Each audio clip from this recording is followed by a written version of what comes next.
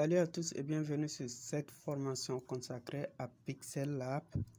Donc aujourd'hui nous allons apprendre la manipulation des formes et sans plus tarder nous allons ouvrir l'application. Et pour ceux qui n'en ont pas, vous pouvez aller juste sur Play Store et puis taper sur Pixel Lab. Vous regardez le logo qui se trouve sur mon écran et vous cliquez sur télécharger. Donc nous allons ouvrir notre application Pixel Lab. Et comme je le disais dans la formation précédente, quand vous ouvrez Pixel Lab pour une deuxième fois, on vous demande si vous souhaitez restaurer le travail que vous êtes en train de faire et puis continuer à apporter des modifications ou vous souhaitez prendre une nouvelle interface. Donc moi je vais cliquer sur OK. Voilà, donc c'est-à-dire que j'avais ouvert Pixel Lab mais je n'avais rien de spécial en tant que travail. Donc c'est à cause de ça, c'est vide. Donc, et comme je disais qu'on allait apprendre comment manipuler les formes, donc c'est l'onglet qui se trouve au milieu qui va nous intéresser, c'est-à-dire cet onglet-là. Donc je vais utiliser la flèche pour ceux qui ne le voient pas. Donc on va cliquer là-bas. Ensuite, nous allons prendre l'option forme. J'espère que vous voyez. On va cliquer là-bas.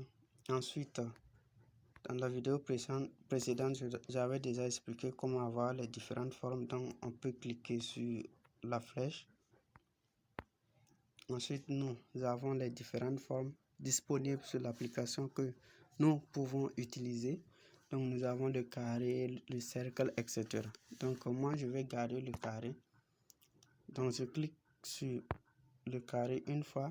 Donc, ensuite, quand vous n'avez pas encore validé, c'est-à-dire une fois que vous cliquez sur le carré, il y a des modifications déjà disponibles que vous pouvez apporter. Voilà, donc nous avons d'abord les rayons, ça ce sont les bordures, c'est-à-dire les bordures qui se trouvent aux alentours. Voilà, donc si vous prenez un carré et que par exemple c'était un cercle que vous voulez prendre et que c'était par exemple un cercle que vous souhaitez prendre, vous pouvez arrondir les rayons à 100% et automatiquement vous avez votre cercle. Donc ensuite nous avons aussi l'opacité, c'est-à-dire rendre l'image un peu floue. Ensuite nous avons les couleurs. Donc côté couleur nous avons deux options, nous avons les dégradés et puis les couleurs uniques. Quand on dit unique, c'est une seule couleur, mais quand on parle de dégradé, c'est un mélange de couleurs. Quand je clique sur dégradé, vous allez voir qu'on me propose un mélange de couleurs que je peux choisir. Vous pouvez aussi définir vos couleurs en cliquant sur le plus qui se trouve ici. Donc je vais faire une vidéo sur les couleurs, donc on va pas trop s'attarder là-dessus. Ensuite nous avons largeur de trait, c'est-à-dire souvent quand vous voyez les affiches, on présente un cercle et puis des traits aux extrémités. Donc si j'arrondis, vous allez voir que, pardon, si j'incrémente, pardon, vous allez voir qu'il y a une couleur noire qui se trouve aux extrémités de la forme. Donc ça c'est la largeur de trait. Donc vous pouvez aussi définir la couleur, l'opacité aussi. Donc la couleur c'est juste en bas, vous voyez, vous pouvez apporter ça. Ensuite, nous avons rayon de fluidité, de flou. Donc, quand vous pouvez incrémenter pour voir ce que ça fait. Donc, c'est utilisable sur toutes les autres formes que vous pouvez sélectionner. Voilà.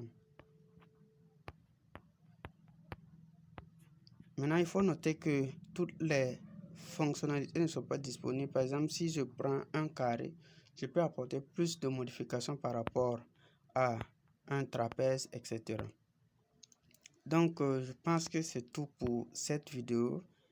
Et dans la prochaine vidéo, nous allons apprendre comment utiliser les dégradés. Merci et bonne suite à vous.